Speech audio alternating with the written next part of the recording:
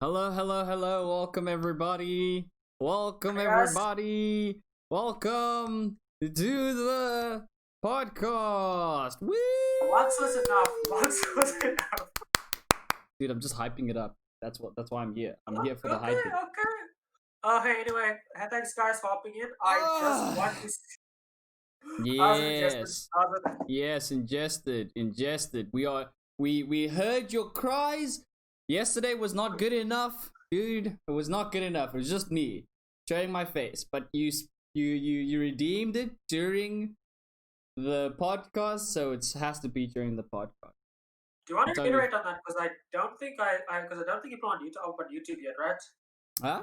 You don't think? Just reiterate on what you did yesterday, because I don't Oh, think it's up on YouTube. yeah, no, it's not up on YouTube. It is not up on YouTube. So yesterday I just spoke. We had a one-on-one with chat.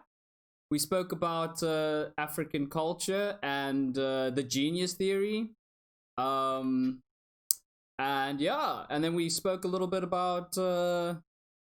We actually did some film reviews. We did some reviews on Five Fingers for Marseille, and we did some reviews on what was it, Mandy, and also we reviewed a music video, which is pretty pog.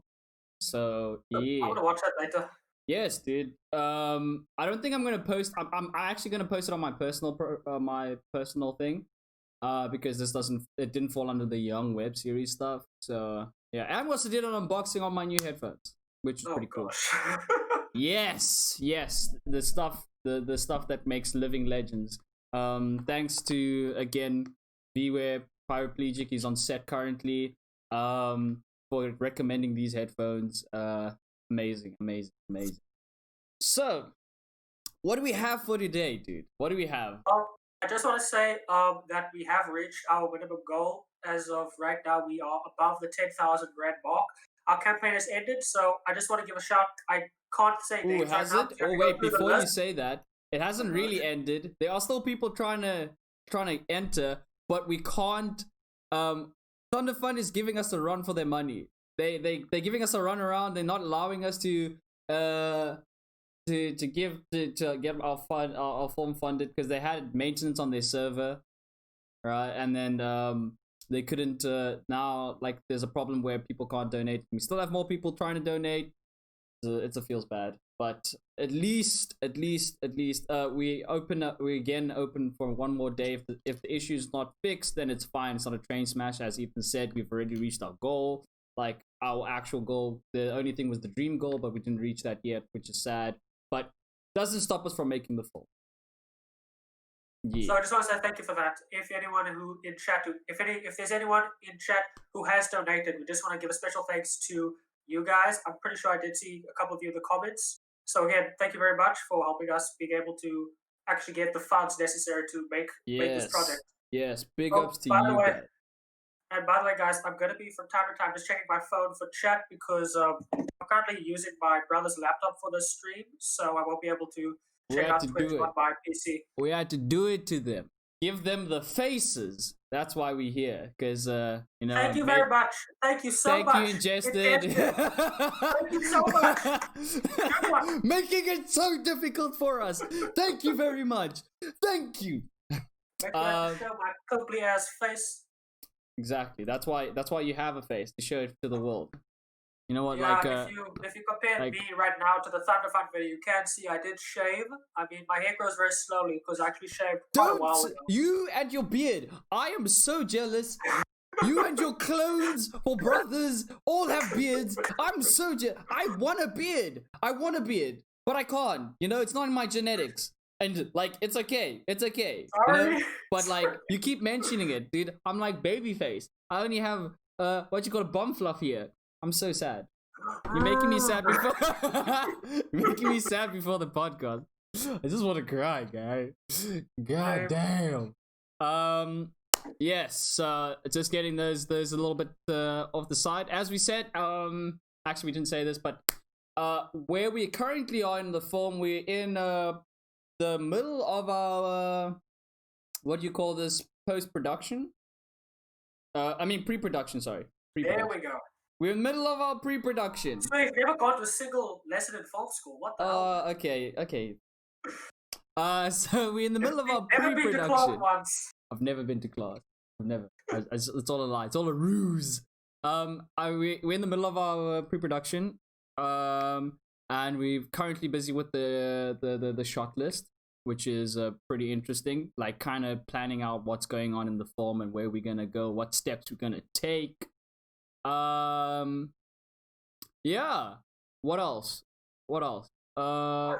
We also if anyone's keen to act or knows any actors that want to be in that actually fit the role of Darren, or any older actors that can play the uncle, the grandfather Samuel, please let us know. Send them to our Instagram page and give them the contact details of our like Instagram page. We'll link up to them, and we can hopefully. So yeah, yeah. We are actually like kind of a little bit struggling to find a grandfather to fill in this role, but it's not the end of the world because we can still rewrite the character and make him a little bit younger. We're actually planning on doing that. We're not 100% sure if that will work or not. Yeah, so it's a little bit of a doozy, but it's okay. We can manage. We can manage. We can definitely manage. Yeah. As I said, if you were here for yesterday's episode, I did mention this. Ethan was away, and why don't you tell us why you were away, Ethan? Okay, did you guys remember remember all the weird characters we talked about on this podcast? We had our friend Jesse, who we've mentioned more than once. We've actually showed his film on here. It was Clay. Mm. Yeah, I was on his set. Yes, I was on his set yesterday. He is also making. He's also working with us, making a short film, 15 minutes though, and his is vastly different from ours. His is more about generational poverty and about the Muslim culture. So I was on set helping out with the camera department and stuff. I was helping setting up lights and stuff, putting rigs onto the camera, things like that. And it was a very fun set. I would say though that it was very irritating in certain parts because when it comes to filming on set, there are factors you can't take control over, or you don't have enough influence to take control over. For example, outside noise. Okay, at some point you're probably going to hear either a car or some really fast motorcycle, or who knows, maybe even a gunshot coming off from one of our streams. Because some of the things would happen on set. We were filming at a park, and that park was next to a gated community. This flippin' weed whacker was on for like a full hour, and we had to record dialogue at that point. There's some goddamn weed whacker. Yeah.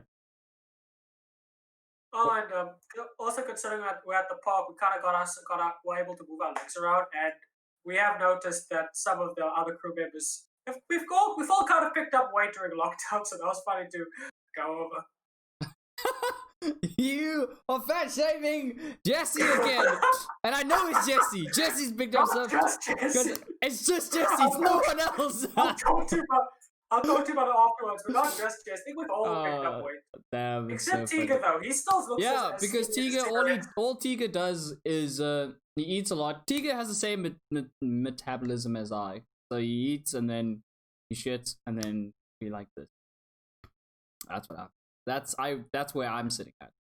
But yeah. Lockdown has given people some weight, but this is not a stream about talking. You should love the way you are. I can't be. Jesse said he wanted to be on our podcast. It's a podcast just talking about Jesse's weight. That's all. I'm joking. But yeah, so he was away and I had to man the fort. I think I did a pretty good job yesterday. I don't know what you guys think. I tried my best, did a very good job. But yeah, now we're here today to give you our regularly scheduled content of this podcast. So what we have in store for today, Ethan, we are talking about a very, very interesting topic that I did touch on yesterday. Local content? Local content? Local content. I spoke about this a little bit, but I spoke about it in terms of like mentioning my favorite local, which was Five Fingers for Marseille. that movie again is an amazing movie. It But have is Four Corners though, like for real no, though. no. Check out Four Corners when you can. Okay, we'll watch the trailer after this. But Okay. the film that I'm talking about now is Five Fingers for Marseille. If you guys were here yesterday, you would have heard me speak about this again. But I'm speaking about it again today. It's a western. It's a western film. It takes place in like a place out what I like to think of as a place somewhere in Lesotho. But it wasn't filmed in Lesotho. It was filmed somewhere in the Eastern Cape. It takes place in like a rural community, like in the mountainous areas, and they like the classic story of the cowboy coming into town and the outlaw, the outlaw cowboy. No one knows him. Comes into town and is there to kind of set things straight. So that's what it essentially talks about. But like the twist that they take is that the cowboy that comes to town is actually someone who used to live there. And like all his friends are now in high places or in their own little nook and crannies of this city and trying to keep it together. Yeah, so it's a really interesting movie. I don't want to spoil it for you guys, but it's very interesting. The landscape the landscape like shots that I saw in this film are like identical to westerns, and they look so beautiful because, like, me personally, I've never thought I could capture like South Africa. Like, it looked so good. It looked like still photography, landscapes, everything. It looks so beautiful and Well, was so well shot.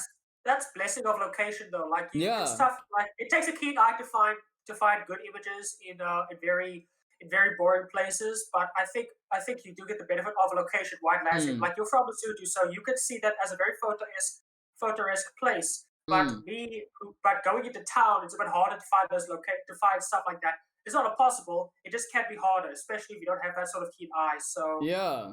again, location really depends. Like you could say the same thing about like say Northern Cape compared to like I don't know compared to like a shanty town. You could say still find really good images in the shanty town, but again, you really have to like look for them. Whereas with the Northern Cape, and like I'd say about like maybe 70% of the time, you just point the camera in any direction and say, "Ah, that looks good." Yeah. So, I mean, yeah, you have the benefit of location. That is very true. That's why international productions come here a lot to shoot, guys. Exactly. That's why. That's because we have the beautiful location. We have the beautiful location to help us tell beautiful stories. And again, South Africa is one of the biggest places for story. We have the most amazing stories like to offer, and I think that's also one of our strong suits: location and Actually, story. I want to talk about that. Like with this whole idea of local content, I remember Melody, like when Melody was our old producing lecturer, I remember she often said that it was the I don't okay. Her words were we often gosh, remember it was today. It wasn't that she often said that we couldn't find it. It's that a lot of the stuff we make are very samey because you see, Mm, other people don't find that's necessarily that those good stories to tell. You say that often, but sometimes I think that's kind of difficult to find. Like I can't mm, think of top of my head like a good South African story that needs to be told. Because other people don't normally have that perspective. Because we are the Rainbow Nation, a lot of people have different viewpoints on certain things, and a lot of people are more closeted than others. Like I mm. think you definitely have more worldly experience than I do, so you can certainly find those good stories. Me, I might have a tough time doing that, and I would have to have other people show me that that's possible. Remember, I don't know who suggested to us, but there was that short film called Passion Gaps.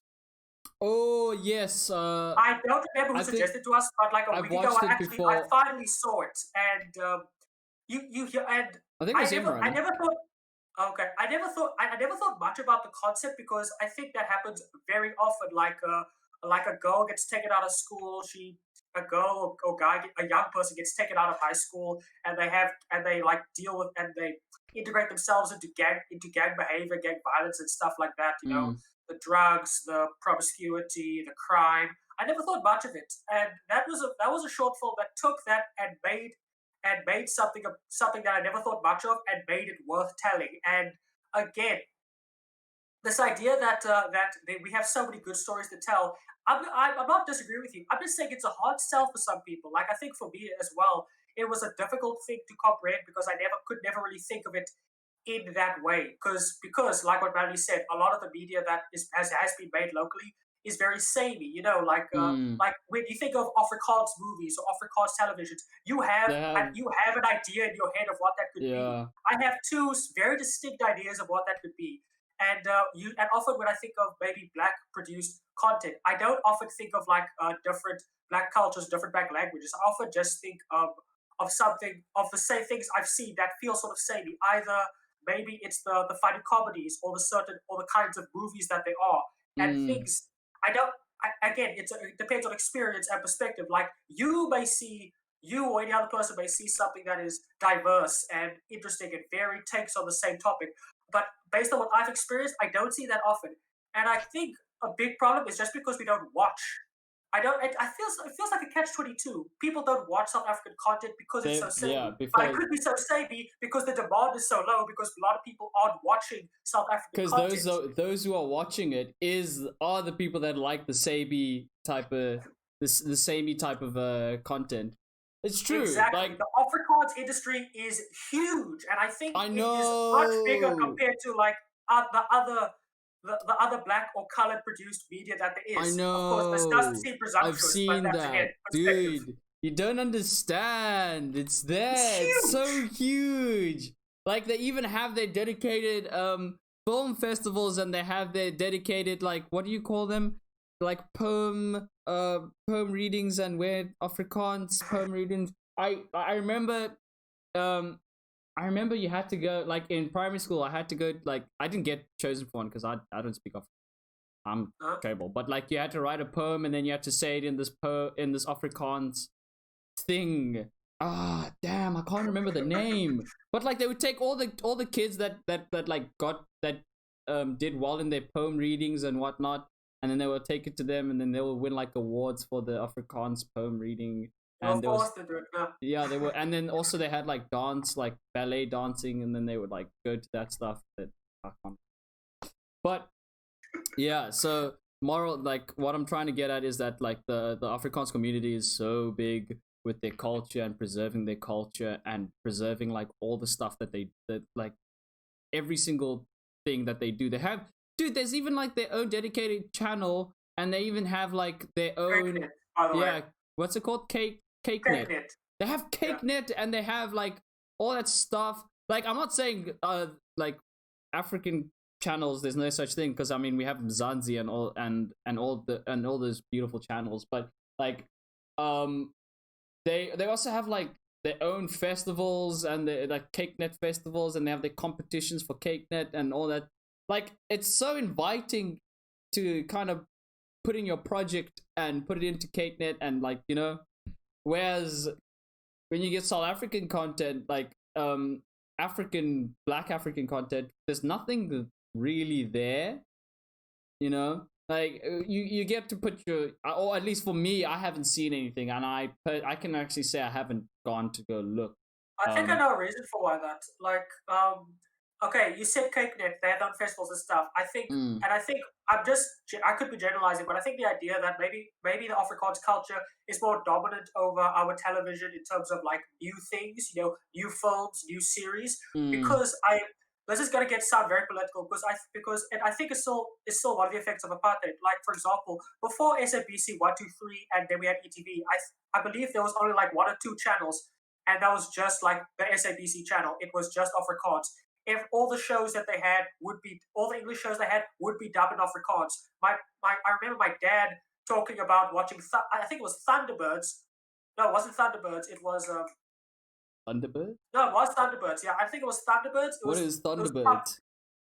it was this puppet show like about they made a movie about it in like mid 2000s with it's that you know yeah, Thunderbird 1, 2, 3, 4, 5. It was all these giant vehicles, you know, they all Oh, had different colors. Number two I was had a green, number plate. four was I had a yellow. Thunderbird. I had the Thunderbird plate. I remember that. Oh, and there's like there's a jet. There's like a sports car. There was like a train type of thing, and then there was like a. Yeah, Oh, I remember that. I remember that. And submarines. Jess would also remember that, Yeah. Oh shit, yeah. dude. Yeah, but its original source, but its original series was this puppet show that was also in Afrikaans. They would double that stuff in Afrikaans, and because once apartheid ends and things have to slowly integrate to become equally spread, black or colored media, Afrikaans.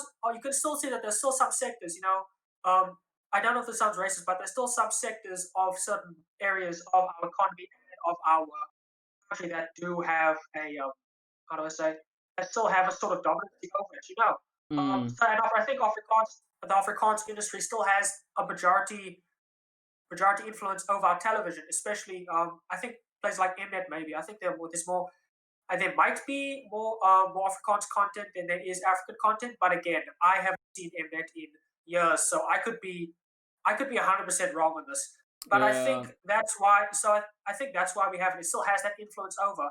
And here's the thing: I had this idea maybe like a week ago or a few days ago that I think maybe because of that different these different these different dominations of industry have their own strengths and they have their own take of wanting to attack new topics. Like I think okay, I think this goes back to the idea that some things are samey, some things fit certain stereotypes, and therefore some things tackle certain things. For example, I think that things that are made by yes, this goes sound very racist, but I think things made by community will often deal with Who's things that? like Say, gangs. say that again. Bye. You cut out a little bit. Oh yes, I said this is going to sound kind of racist. But I think things that are covered by certain races and what do I say, demographics. Like Uh I think huh. things made by colored people often tackle more social, economic issues like poverty, gangsterism, and things like that. Whereas Mm. Afrikaans more deals with things like farmland, and I think Afrikaans produces a lot more musicals. So I think Afrikaans media is more willing to tackle things like mental illness or things that aren't that how do I say things that aren't well with a human being. Like Mm. again, limited perspective because I could be 100% wrong. I don't think I've yet to see a movie about the black community tackle things like mutism or mental illness. I do distinctly remember there were two Afrikaans movies that dealt with something similar. Not mental illness, but it had that sort of thing. There was a movie called Almost a Slim Fit. This was a movie where the main character was the small boy who, well, actually, well, he started out at the beginning he was small, but they showed him growing up to be an adult. He was mute, and I don't know if he was, and I think he was mute and he was slow. So like as they so they had a bottle tied around his neck with stones in it, so he could go when he's walking because he actually couldn't talk. It showed like the movie was about his first day at school.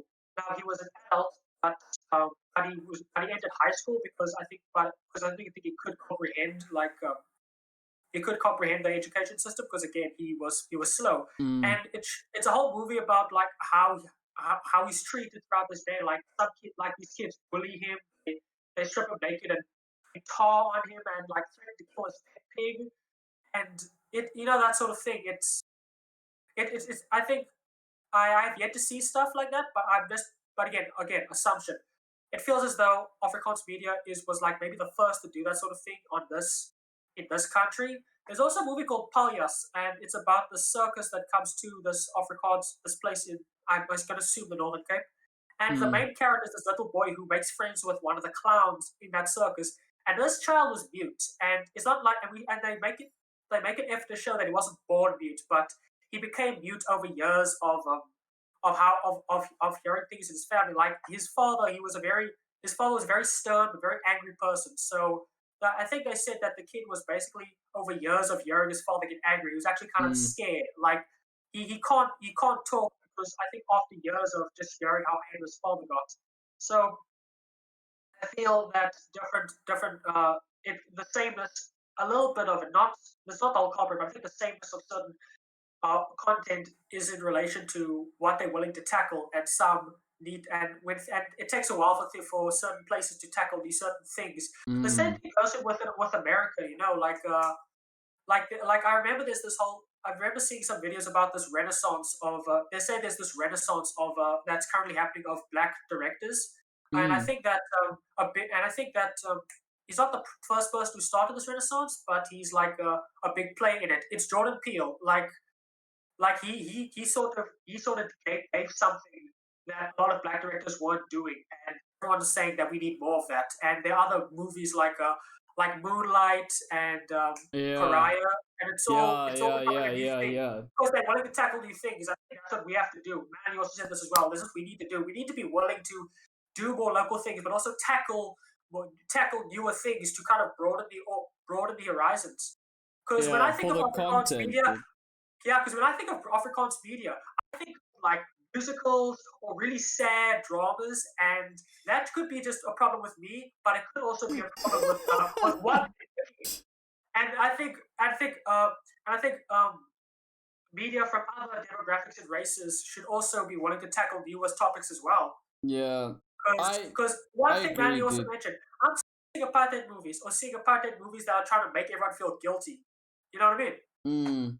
But like it, like showing. Okay, now talking about that type of content and also African content, like the stories that again that I see from. I agree that the stories that I see from what from the Afrikaans communities are like musicals, are like I very like like dramas, or like they're kind of like opening the horizons and like expanding it, like they're able to take these issues and kind of play with them, whereas with African content, what I've seen, and I don't watch a lot of African content, I don't watch a lot of like African TV, but what I saw was like they mostly dramas. Yeah. Yeah, so I'm not a big fan of dramas, and for You know, like the me, Sims oh and yeah, stuff. like yeah, no, not even the Sims. It was more like you know, the River and Isibaya and I think I've heard of the river. Yeah. yeah, and all those shows, like like for the way that they communicate the issues and and like the stories in South Africa, they communicate them through dramas, which is pretty cool, and it also like it appeals to those who can watch dramas and who can sit down and watch those episodes and stuff, because the people that majority of the people that watch it are like people that like parents, teenagers. They sit at home and they put up on ETV, and then they watch it on ETV, the people that have cable and stuff, so they don't go out of their ways to go watch like big movies and go watch big South African movies. They probably would rather sit down and watch the Isibaya and all that stuff, and Isidingo and all those things. Hey, Clunance, how you doing? I see you there. Um, so yeah, I've never like the type of content that was like released, that South Africa, that Black South Africans kind of make, is, and this is from my perspective again. I haven't, like, for me as a kid, I would rather watch cartoons and anything that was like big and hip than watching like Isibai or Isidingo, because I found those things boring and stuff. And as I grew up, I kind of fell into watching things that interest me instead of watching like for me, I didn't find, because my parents or like the my aunts used to watch like all those stuff like Isibaya, Isidingo, and I was like, I don't get this. Why should I watch this? Like it's not something I want to watch. And then I like got into it, and I saw some episodes. I was like, okay, cool, this is fun, but like I don't want to watch this. As soon as I got into into university, when like we started talking about African content and stuff, I was like, oh cool, I know this. I've heard people watch this, and I've heard people talk about this, but I don't I don't find this interesting. And what I found interesting again was like story, like movies and TV series, and that's why, like again, I say that South African content, like African stories, are very very cool, and they there, like there are some very very interesting African content. They're very very interesting African stories. But for me, I don't like. I'd never get into that. I'd never go and watch that, because I was like, you know what? I'd rather go watch a Marvel movie, or I'd rather go Because of watch the like, sameness. yeah, not even that. I also rather watch like New Girl or something like that, because I like the characters. They funny and they talk to me, and I I've never picked up, like I don't even think I don't think there's like a South African series that I digged and I was like, oh, this is so cool. I only started like digging South African content now.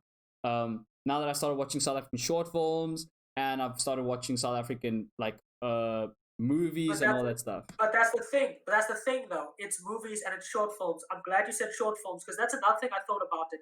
Okay, another thing that Melanie was mentioning is that considering that we're the younger filmmakers, we have a responsibility. Therefore, we should be the ones who are pioneering it because old people can't really change their ways. And that's why I think that goes back to the idea of Afrikaans dominating the TV space. When innovation comes, it comes on places like the internet and stuff like that. A lot of the new stuff, which kind of does differently what I said, like things that stray away from what we know, are things that are made by young filmmakers and are in the way of like short films and Instagram posts. But again, movies from like very new directors. Passion Gaps, again, that was made. That was a short film. That is not a series or a full length feature made by a director who's been in the industry for 15 to 20 years. It was made by like I'm gonna assume it's someone who's like in their mid 20s. Like a lot of the stuff that we are watching, which should be innovative. Again, it's stuff you gotta look for. It's like people who say they don't like rap music. It's not people don't say they like rap music or don't like jazz music because they say it's either samey or it's cuck. It's not. It's not. It's just mainstream jazz or rap music, which may not appeal to you.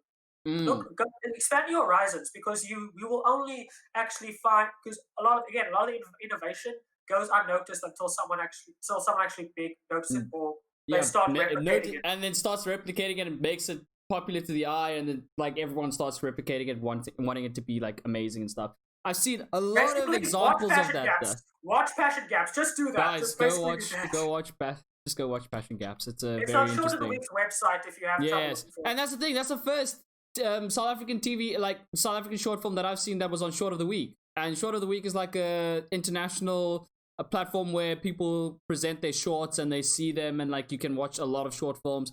First time I've seen a South African short film put on Short of the Week, and it was like, oh damn, this is so cool. This must be really good. And I watched it and I was like, oh damn, this is actually really cool. This must be so good. And I like, dude, it's it's told stories like you said, tell stories about colored stories about colored communities, and also like being in high school and all this stuff that happens where high school kids would be taken out and like have a sugar daddy and all that stuff. Pretty interesting. Also, Fifi said something very interesting. Just check out his comment. He talks about. I think Mandy touched this as well. He spoke about how SA films aren't advertised as well as say the next Marvel movie because money reasons. Yes, thank you, that Fifi, is also true. Thank you, Fifi. Exactly. Some of these content are like not advertised as well as they are advertised for Marvel films, or because they don't have the budget. And when they are advertised, they're advertised to only like a niche type of people, a niche community of people, which is like it's there's nothing you can do about it. I wouldn't have seen Five Fingers had I not been told about it.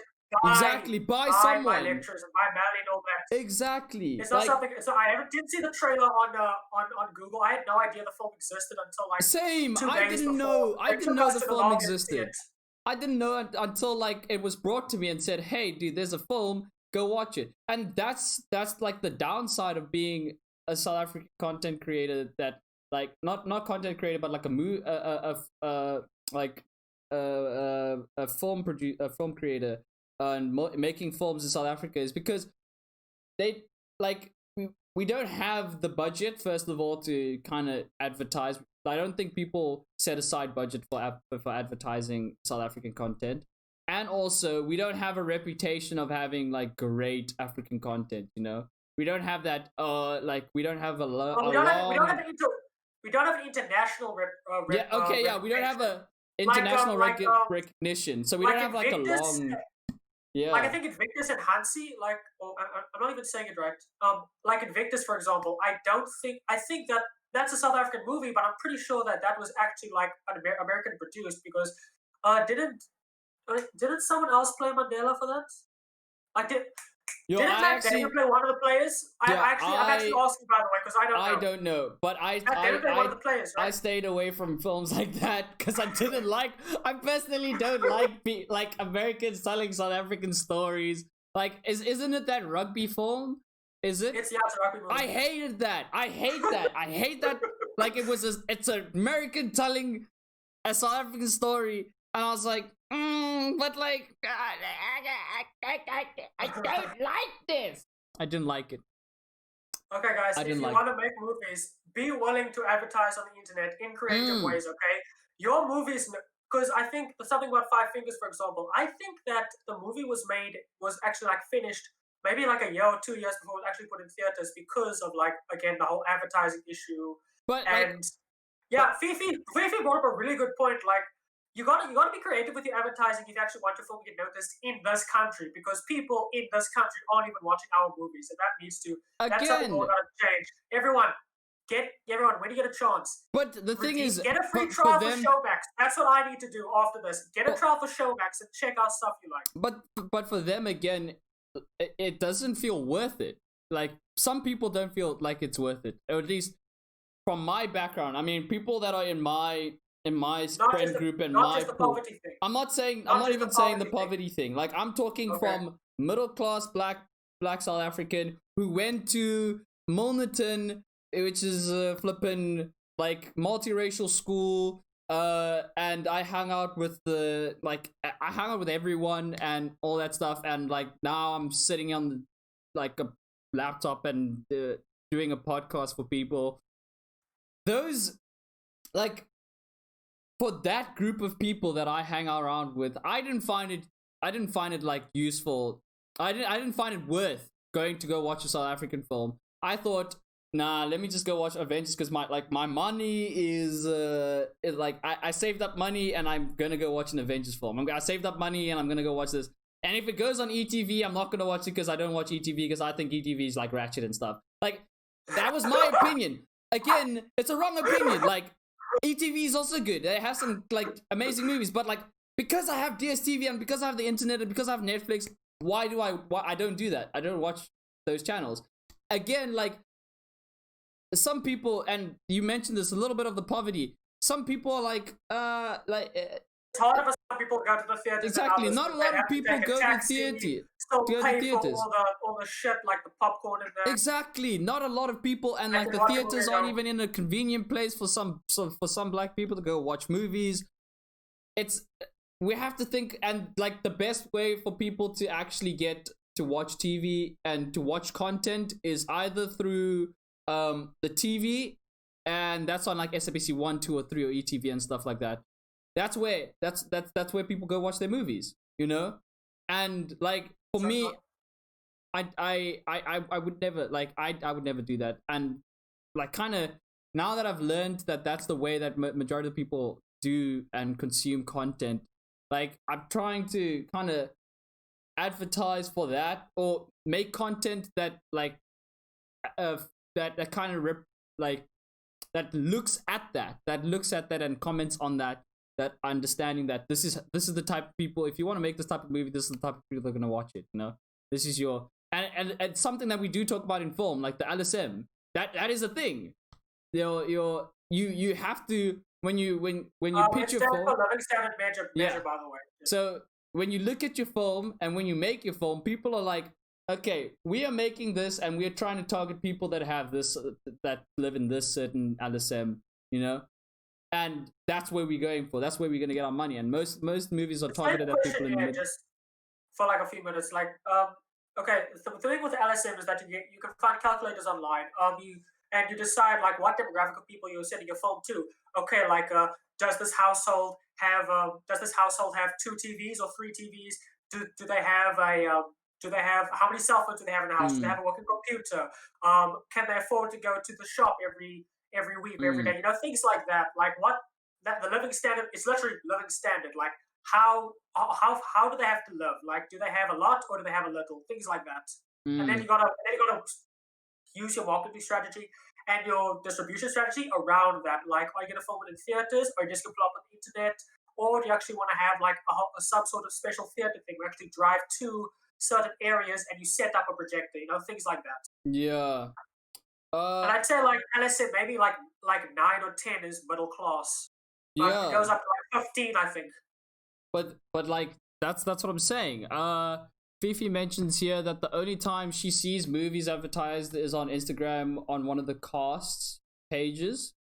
Like, yeah, that is also true. So, some South African movies aren't even advertised properly. They or when they are advertised, they advertise on the cast pages. And like nowadays, I'm not sure how it's changed and how the dynamic has changed.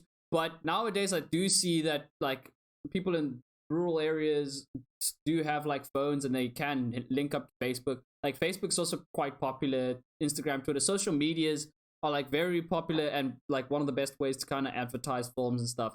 And it's kind of like iffy that now you have the only way you'll be able to know about a film is by looking at the Instagram, the cast members' Instagram and being like, oh yeah, they were in this film, I'm gonna go watch it.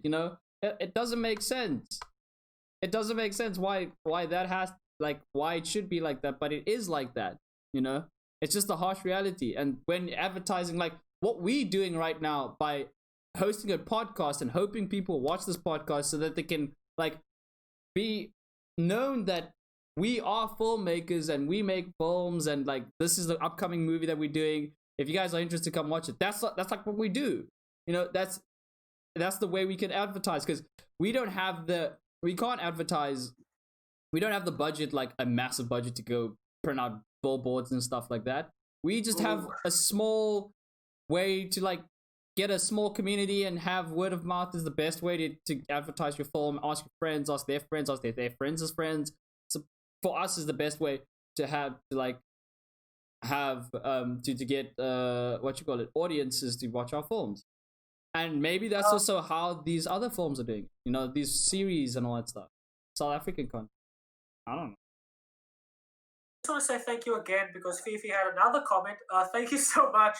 She said was talking about how the river is airing. It's only on premium DSTV, and I think that's something interesting. That when a country doesn't have that sort of distribution or doesn't have that same popularity as maybe national films, I think that's what makes star power a lot more relevant. That posture check. Thank you, ingested.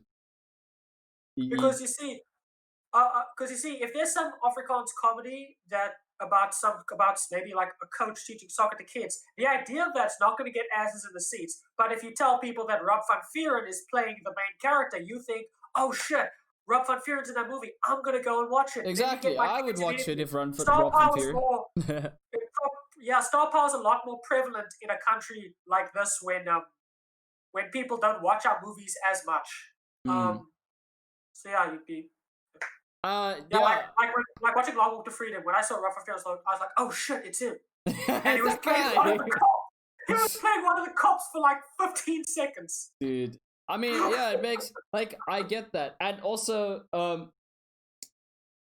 the way that film and media is marketed at like is regulated in South Africa is also kind of it's trying to be Western media, right? We're trying too hard to advertise and to force ourselves to be like the West and trying to make that where because some of us can't like some people can't even get DSTV premium and watch The River.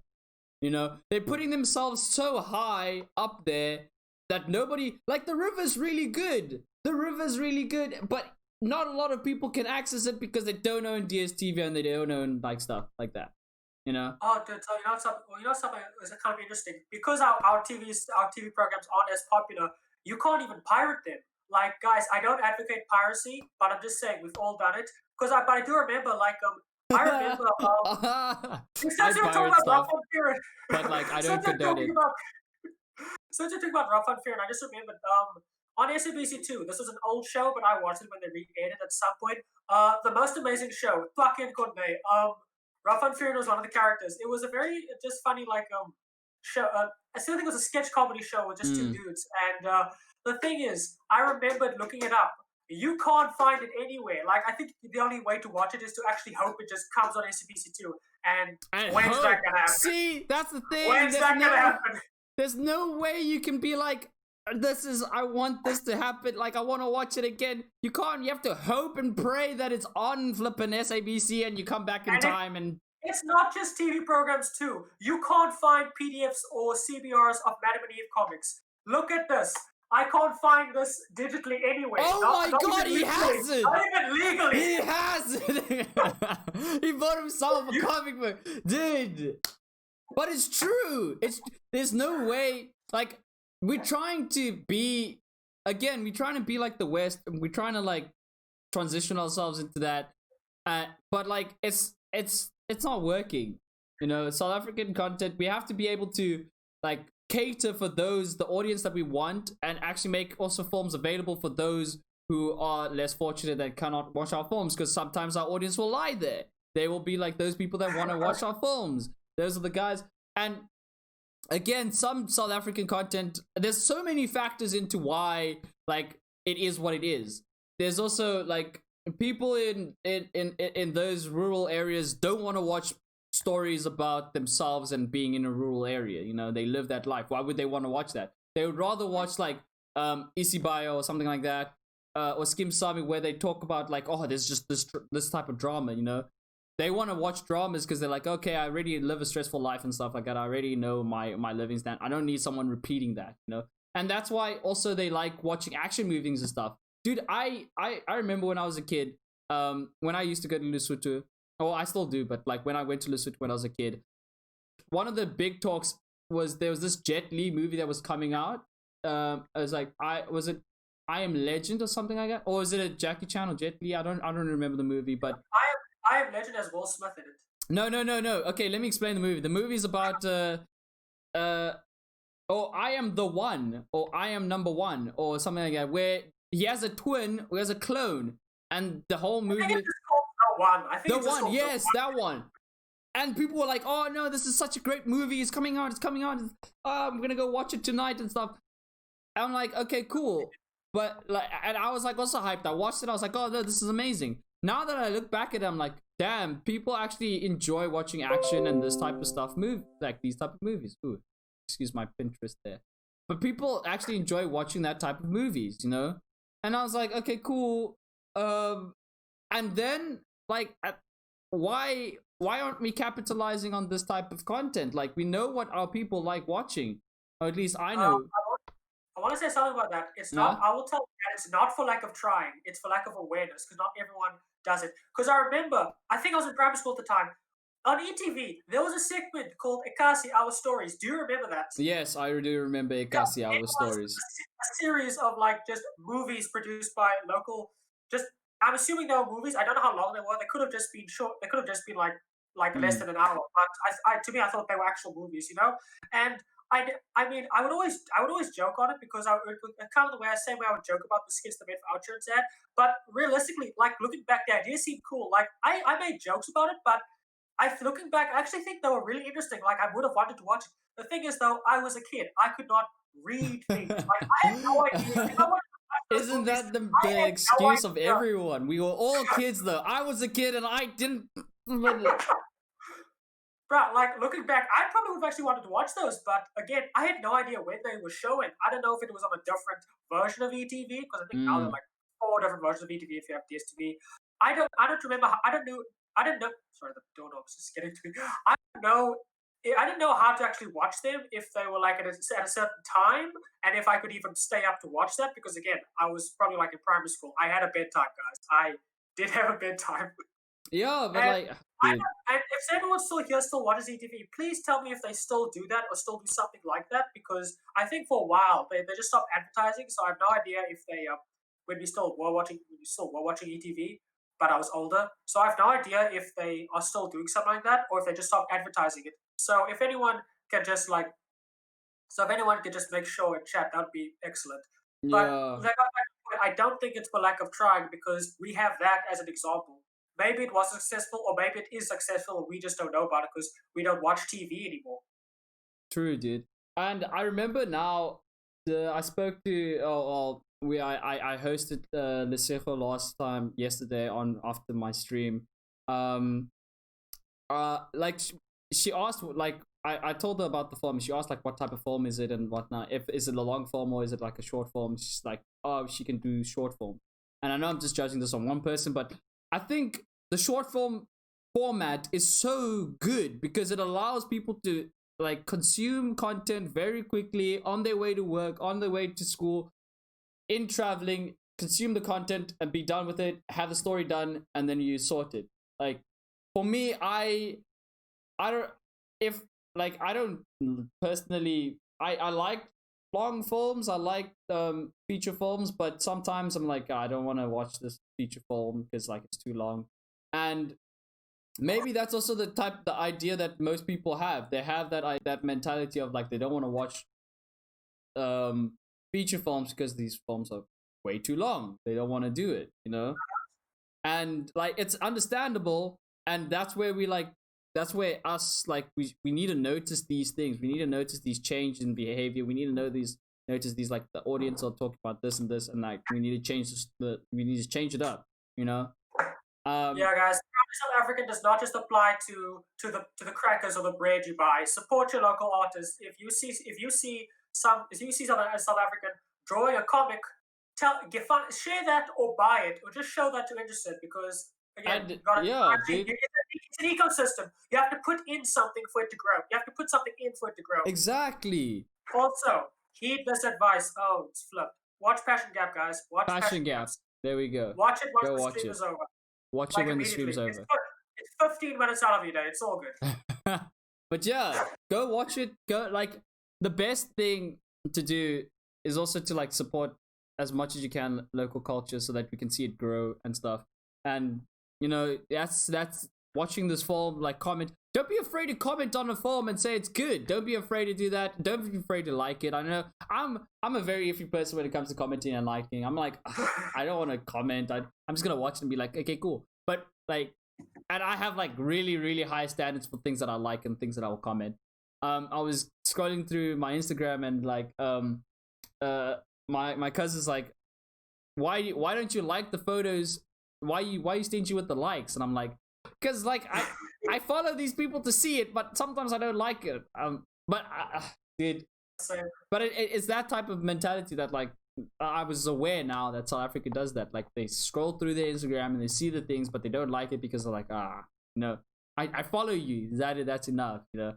But sometimes it's not even that. It's not even enough. You can't just follow someone and then expect them to like blow up or something like that. It's always you have to like, follow, engage. If something's good and you like it, don't be afraid to like say it's good. You know, don't be afraid to say to pull it up and say it. That it's like there. You know, don't be afraid to be like, hey, you're doing such a good job, thank you, or whatnot, or whatever. You know, it sometimes that's the little push needs for them to like to better the things, like to better the content that they make, and to like kind of make more effort and kind of appeal to that audience, or appeal to the audience that they are appealing for, you know. Follow is not enough. You need to engage with them. You need to like. You need to, you know. Yeah.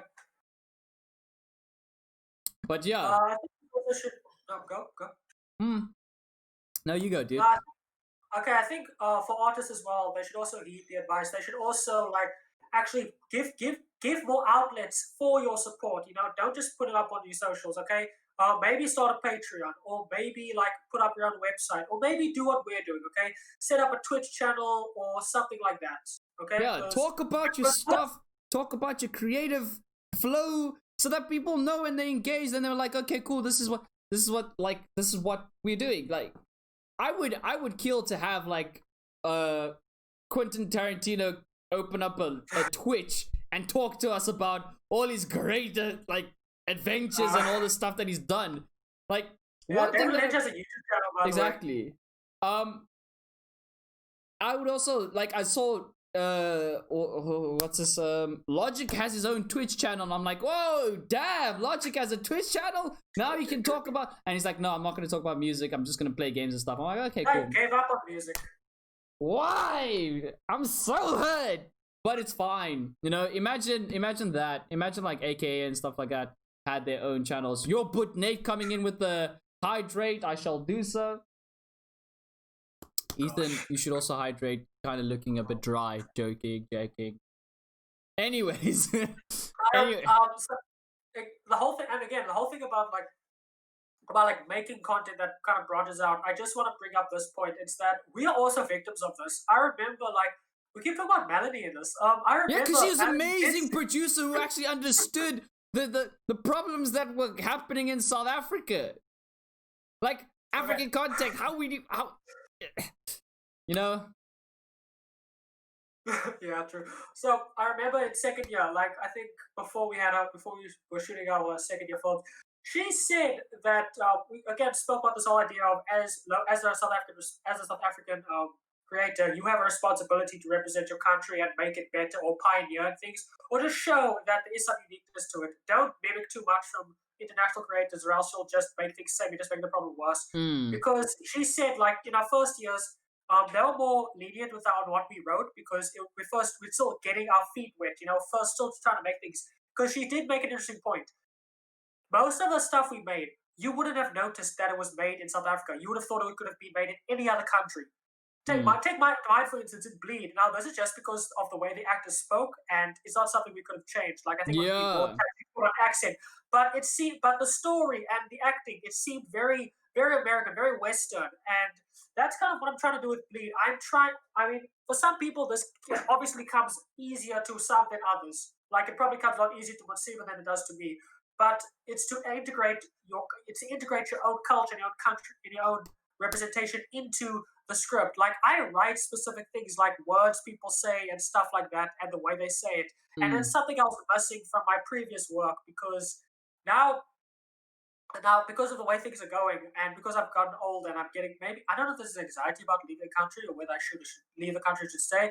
I do feel a far greater need and a far greater responsibility to actually represent where I come from. So I'm doing things differently. Again, this comes easier to some than others, and I probably shouldn't be doing this from day one. But I actually am making an effort to show that this can only take place in South Africa. This can't take place in Britain or in Brazil or in America or in Australia. You know what I mean? Yeah. And that's just I'm putting in the effort now, so I just hope it pays off. Dude, it will definitely like pay off because it's very interesting. You said that one thing I did or that I'm trying to do. I have a story that I'm writing I wrote for first year or second year. I think it was second year. I wrote a story and this story was like about a kid who can't swim. There's a black kid who can't swim and he's going through like the motions and like he also has a mother who his father left and like the mother is like really really hardcore black mom, that type of really hard. No, hardcore. I just heard you. I know. Where's your mind, Ethan? So really cool hardcore black mom and like this like the inspiration for this was like I took inspiration from like Sutu moms and like how my mom was like. I took that inspiration, I put it in the script, and I was like, okay, cool. This like every other thing. I also took inspiration from what's this Moonlight, because that was after I watched Moonlight, I was like, I need this. The little kid in Moonlight is so like resemblant on like some of the emotions that I felt like when I was a kid, But that's neither here nor there. But I carried on and I wrote it and I did it, and I'm like, one day I want to produce it, but I try to I use like in my scripts I use African names, I use as much as I can I use African dialogue just to like push that idea of like this thing can only happen in South Africa, like you said. This thing can only happen in a South African context, and this behavior, because I'm you write from a place and that's the only place I know. And also one more thing that also interests me is that my brother started doing this thing on his WhatsApp page, like on his WhatsApp stories, where he's like he's doing a diary, like diaries of a black boy, and like every day he posts something that would happen when we were kids. So I think last week he posted like where like the first time you go meet your family relatives, you always have to keep a notebook because they always try to make you remember who they are, even though when you were a kid you don't even remember. That something so small as that, I could relate because I was in that situation. Every time I go back to Lesotho, I'm in that situation where I'm like, I don't remember these people. I remember their faces, but I don't remember them because I was so small. And my mom keeps like saying, "Oh no, you remember this person?" I'm like, I don't remember. Honestly, I do not remember. And it's like it's that type of thing, you know. It's that type of South African content that I feel should be more present in films and stuff. By saying more present in films, I mean films that like I would also watch. You know, like your Moonlights and stuff. I've also delved in a little bit into films like that instead of watching action Christopher Nolan films or like Transformers and stuff.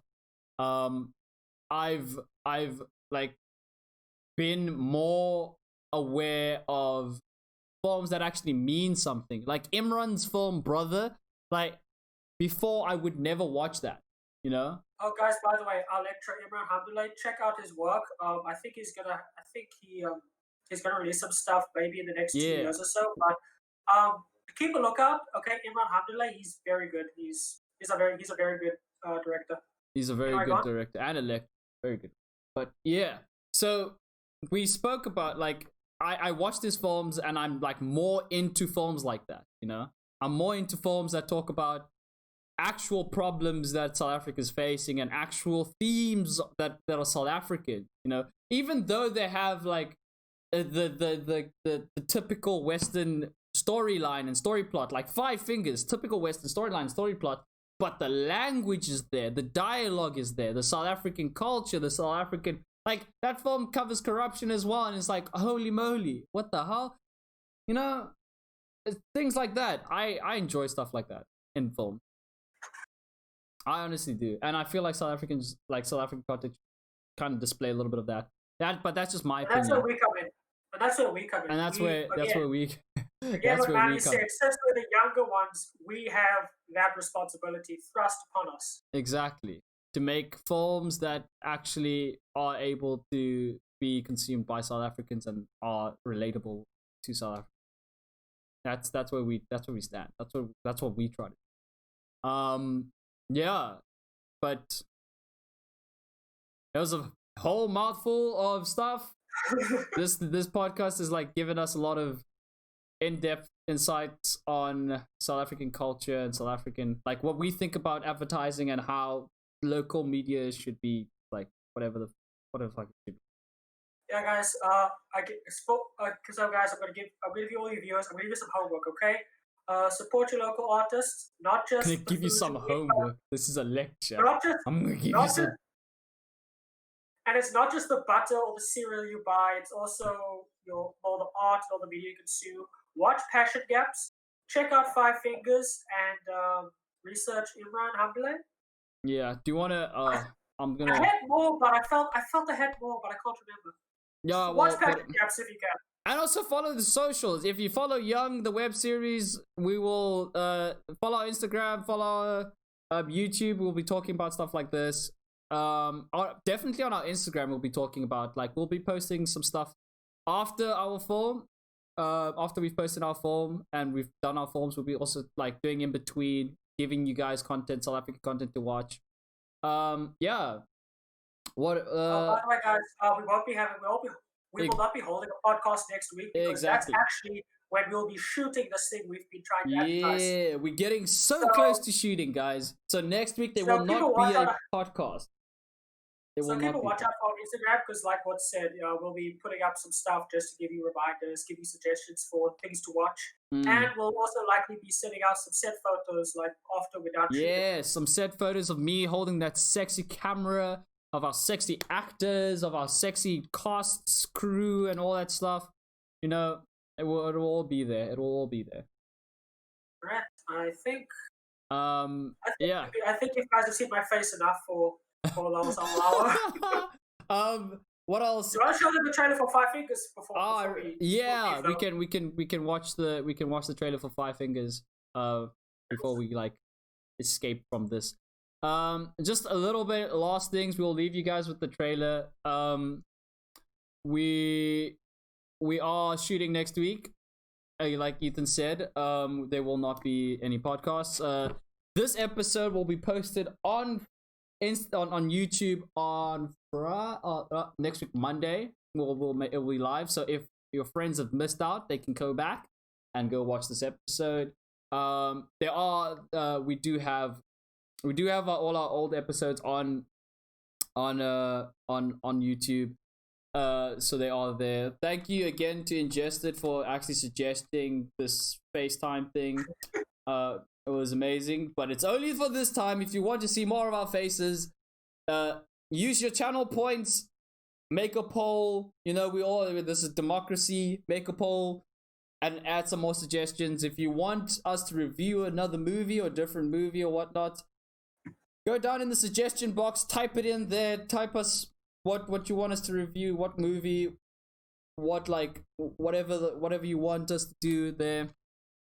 Very, very simple, very easy. I'm gonna pull up 5 fingers and I'm gonna pull it up for you guys so we can watch it.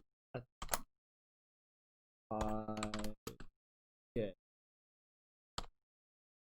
Where the hell is there?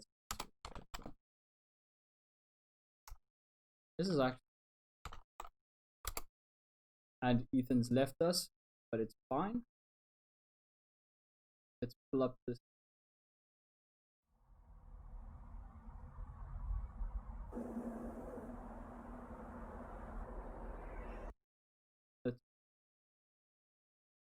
There.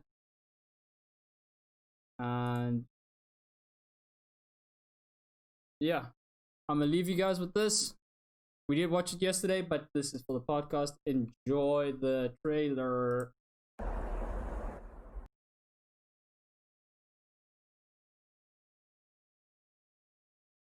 Ke bona bosibo ke belediweng ka bona. Ke ka hoo ke le tjena.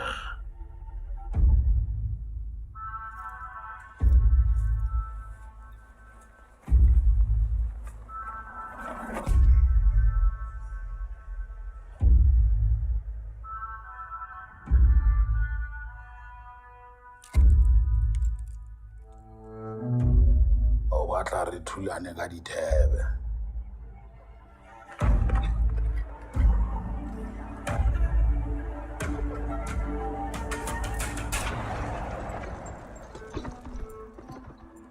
Mohlomongwe ke sepoko. Sepoko ke nna. Empa o lokile. Re tla kopana magwabeng.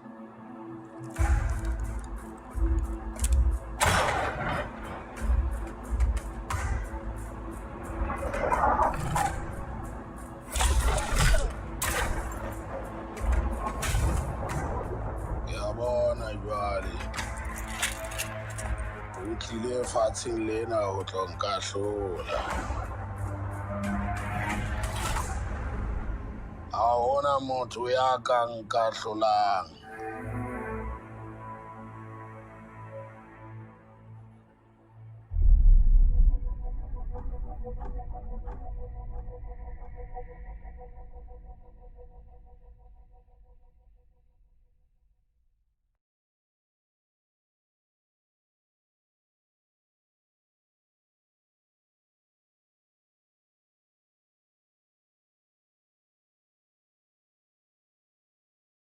Oh shit.